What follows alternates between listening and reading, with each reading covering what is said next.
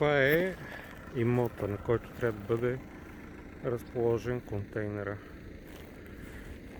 Не окосената част, ето от тук нагоре, а от тук надолу всъщност трябва да мине камиона, който да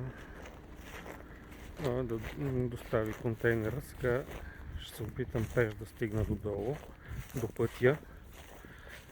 Ето, сравнително равно е, даже си е доста равно. С ниското окачване, щом успях да стигна до тук. И има съвсем лек наклон.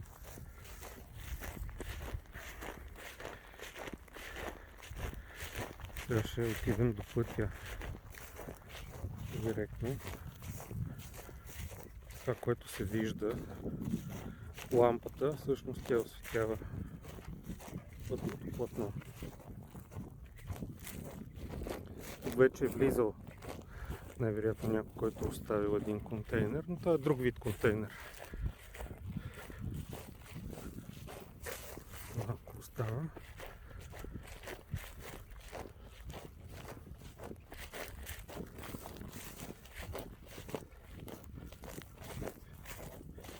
Да видим как изглеждат нещата нагоре. Ето, до там трябва да се стигне, където е колата. Ето от тук. Ето това е входа към мястото, към имота. Да видим сега горе-долу какво е разстоянието.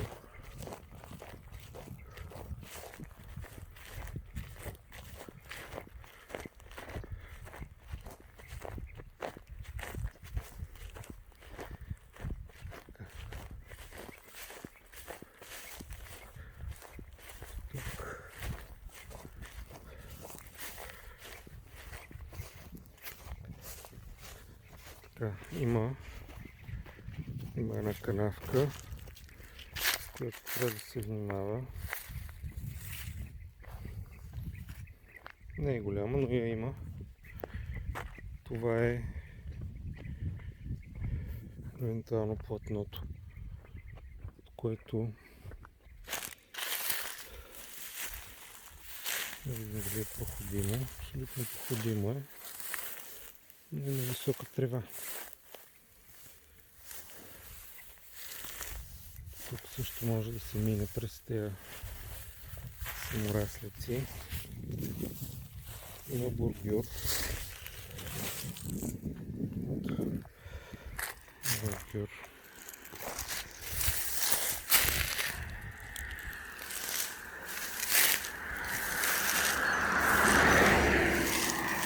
Това е пътя.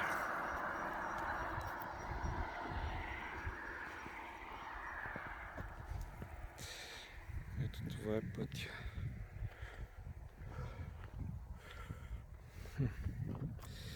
Може би ако по някакъв начин се дойде от посока Хисаря, тук има място за обръщане. Не е широко, но го има. Сега ще видим как стоят нещата.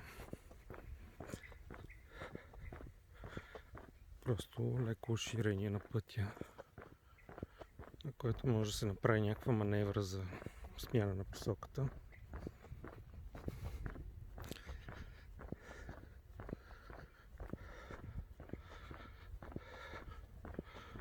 Ето ширението.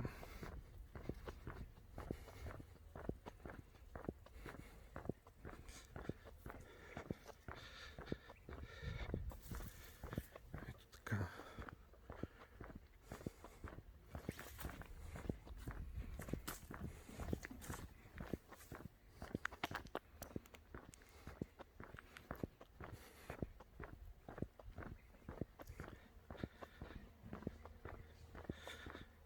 Тук може да се има 10 на 20, 10 на 15 метра според мен. око.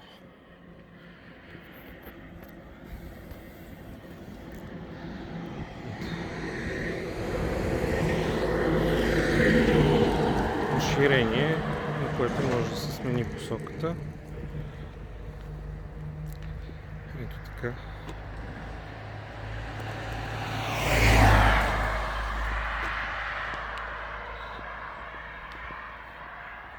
И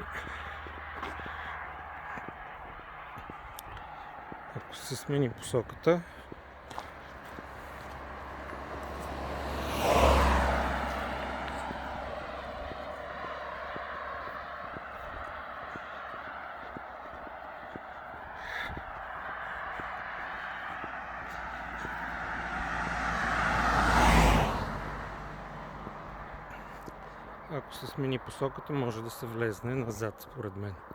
Също. Две стандартни платна по около 2,50 метра.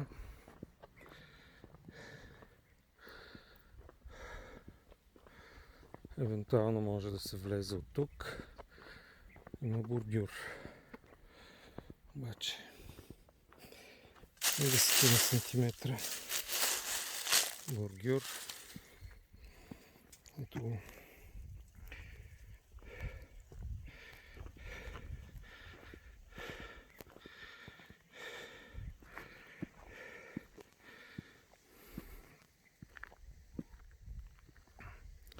Но през тези саморасляци също може да се мине.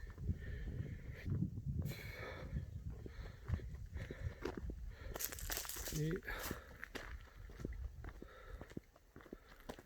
това се тръгва нагоре.